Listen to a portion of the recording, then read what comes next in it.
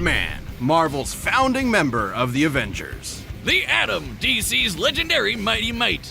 Good things come in small packages. The bigger they are, the harder they fall. We're just trying to get these out of the way. He's Wiz and I'm Boomstick. And it's our job to analyze their weapons, armor, and skills to find out who would win a death battle.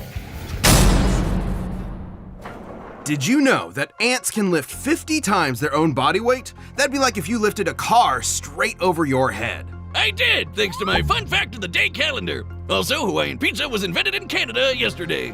Well, I bet your calendar didn't tell you that Dr. Henry Pym, aka Hank, was considered a genius at a very early age. By 3 years old, doctors declared that he was smarter than both his parents combined. He eventually majored in biochemistry and became one of the most successful scientists in his field. He had big ideas about shrinking the size of cargo to reduce shipping costs. Logistics. All of which made him a laughingstock in the scientific community and sparked a long-lasting insecurity and need to prove himself. But he did it! He developed a working serum! He went from laughingstock to Christmas stocking! The much better stuck, right behind Bean and Life. So, naturally, he tested the serum on himself, like any self-respecting scientist would, and shrank down to the size of an ant. And just when things started going south, a sweet little ant, let's call her Aunt Hathaway, swooped in and led Hank safely back to his lab where he could return to full size. Hank then harnessed the serum and became the superhero,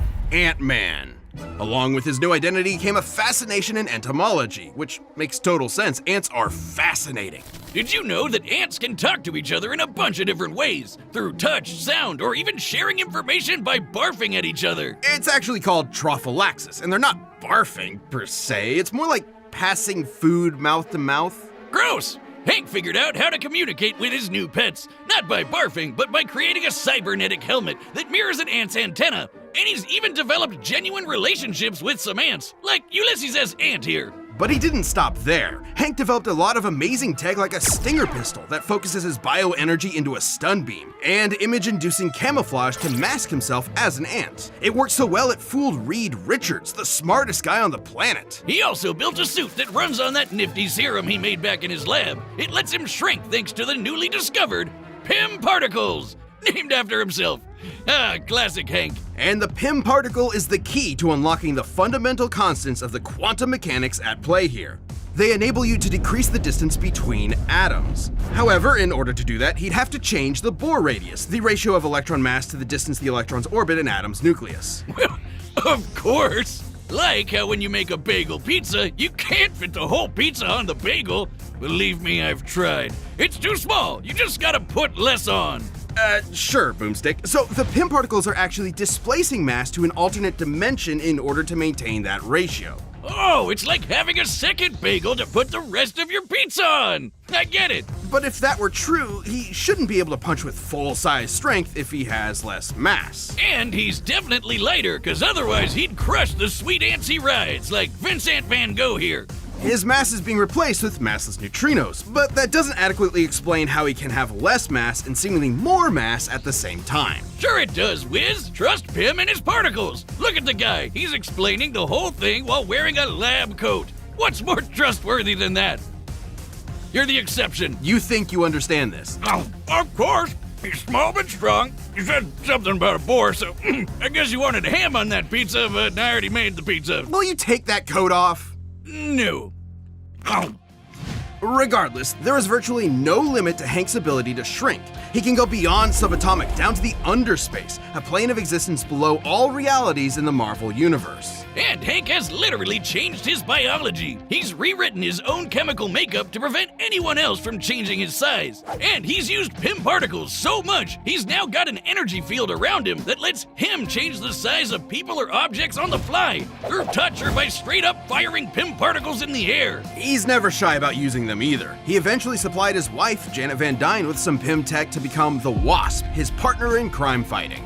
The two ended up rubbing shoulders with A-listers like Thor, Iron Man, and the Hulk to take down Loki. Ant-Man and the Wasp were actually the ones that captured him and pitched the idea of forming the Avengers. Unfortunately, Hank's insecurities started to creep back in, and he felt that if he wanted to keep up with the big heroes, he was going to have to think bigger. Enter a bunch of those Pym-powered alter egos like Yellow Jacket and Giant Man, where he can grow anywhere from 12 feet tall to so big he can enter the overspace, the polar opposite of the underspace. There he met Eternity, who called him Earth's Scientist Supreme. Something he won't let you forget. Hank pushed himself to these insane heights even though he knew the strain on his body could be fatal. But he simply didn't care and kept pushing himself. Thus, his greatest and worst creation was born, Ultron. Yep, all the Tin-Man Tron was created by Hank, not Tony like the movies. But the mass murder butt thing turned out pretty much the same. Big swing and a miss there. The fallout from Ultron left Hank in a bad place, to say the least. His guilt made him feel like an utter failure, and that his best work was behind him. This led Hank to do unspeakable things. A real low-life move. And even though poor mental health doesn't excuse this behavior, it was clear that Hank needed help.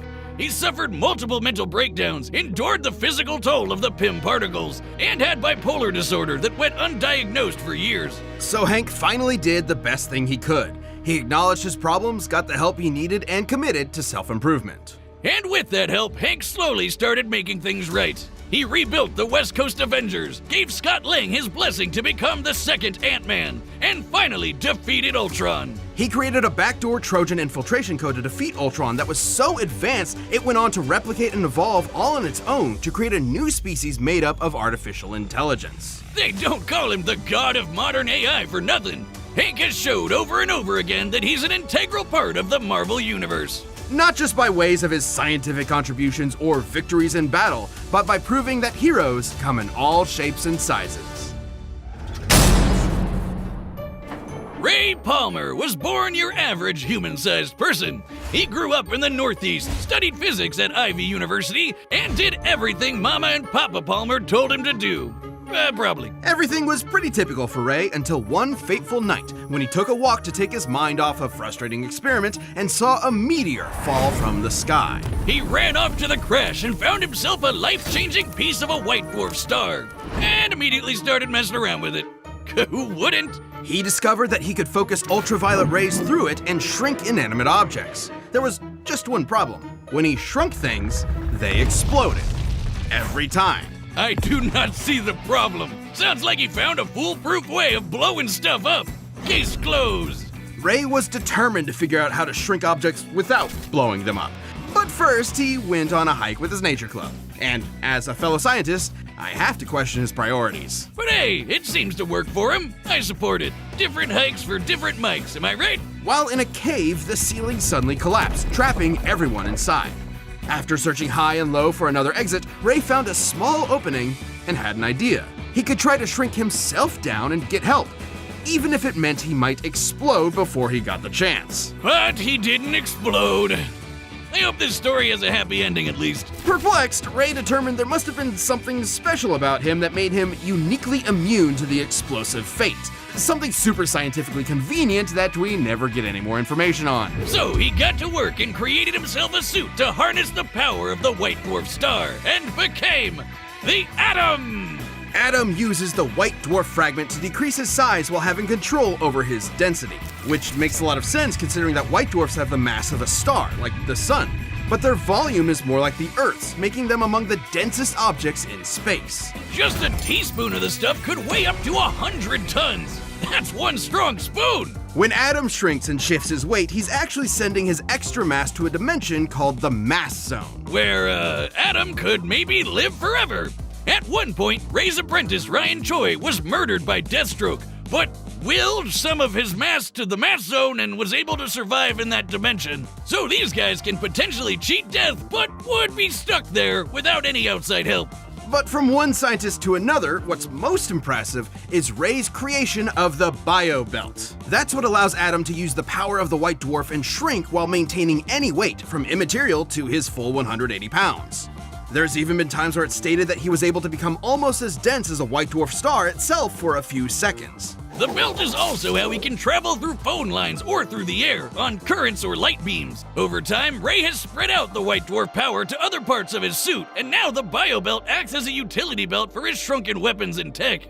It also prevents his size or mass from being altered by any outside forces. And while he can only increase his size back to his natural 6 feet in height, his ability to shrink is near limitless. He can travel between subatomic space to the microverse, the foundation of all reality in the DC universe, where atoms become the size of planets. Typically, he can increase back to his normal size with such force he can smash through diamonds. So if Atom increases his size too much while still within the microverse, he could blow up the entire fabric of reality from the inside out. Shrinking down to that size means that he can shrink small enough to rearrange atoms themselves. Yep, Ray can take individual molecules and rapidly expand them to cook up a small nuclear blast in the palm of his hand. Oh, Ray Palmer. I just got that. He also once disarmed a bomb by rearranging its atoms. At that size, he can move at the velocity of light. So fast and so randomly, he basically acted as a barrier between any and all possible atom combinations. But come on, there's no scientific explanation here for him to have superhuman senses or awareness to comprehend being everywhere at the same time. It makes total sense. If you're small enough, you can fit in almost everything, everywhere, all at once. Like how you can fit an entire pizza into a calzone, and then you have a whole pizza everywhere inside the calzone. Man, I get it. Science is pizza. No! Science is all I have! Why are you doing this to me? On top of all of Ray's amazing inventions and abilities, he's also got some more classic weapons like a laser blaster and a frickin' sword he used to fight a giant crocodile. Relative to his size. That was when Ray was believed to be dead, but was actually just stuck at 6 inches tall and stranded in the Amazon rainforest, where he encountered an alien race known as the Catarthans. And get this, he ended up leading a rebellion against their tyrant king and became the ruler of all the Kardashians. And his heroism didn't stop there. The Atom was a very well-respected hero, and was even asked to join the Justice League of America shortly after it was formed. He fought alongside Batman and his best bud, Hawkman. And you don't fight with those guys without picking up a thing or two. Impressive combat skills aside, Atom's greatest contribution to the legendary team was always his incredible mind. He once created kryptonite inside of Superman by realizing that if he gathered up enough Kryptonian protons, they would eventually become radioactive. While stranded in limbo, Atom realized that if the Flash sped up the rate of a nuclear reaction's stellar evolution to exhaust its core, they could turn a fire demon into a black hole and use it as a wormhole to get back to Earth. He's a brilliant, hard-working, and determined scientist that never stops working on a problem until he's found a solution. I mean, if I figured out how to blow stuff up as well as he did, I would have stopped right there. I'm the hero that blows stuff up. Wouldn't even need to change my name. Ray Palmer lived the dream, going from research scientist to legendary superhero. He picked up the pieces presented to him and built something greater than the sum of its parts. Who knew this tiny titan with massive brains would have just as much brawn to back it up? All right, the combatants are set, and we've run the data through all possibilities. It's time for a death battle!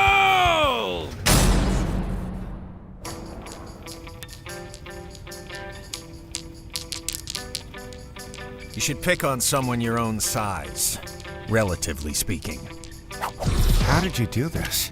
It's laced with a particle I've never seen before. They're called Pym particles, and I'm Hank Pym, Scientist Supreme. You should have knocked.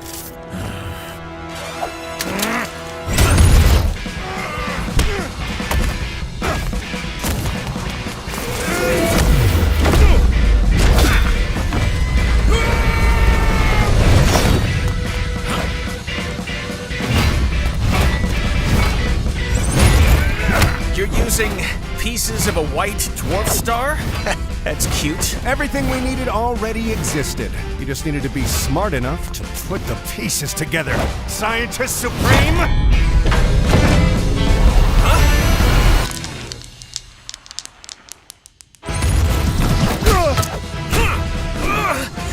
Did you know that at any given moment, there are about 2.5 million ants under your feet? I mean, that makes sense, but why are you bringing that up right now?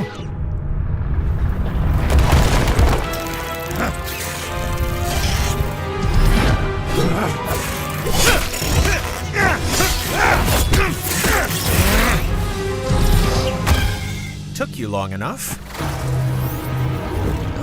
Okay, let's try this.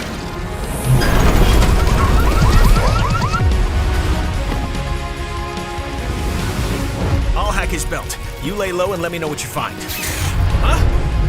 Nice try.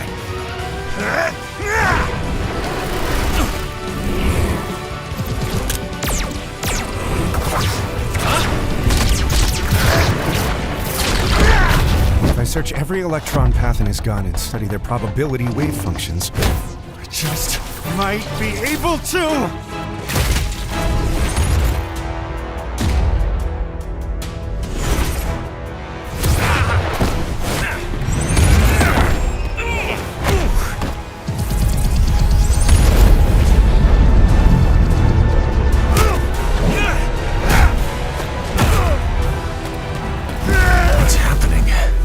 Must be reaching his limit. If we don't get out of here quick, he's gonna destroy all of reality.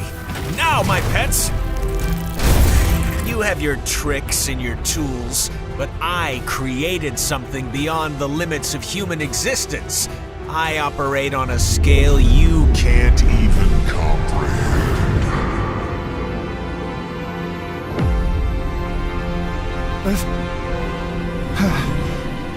How? You can't be afraid to think big.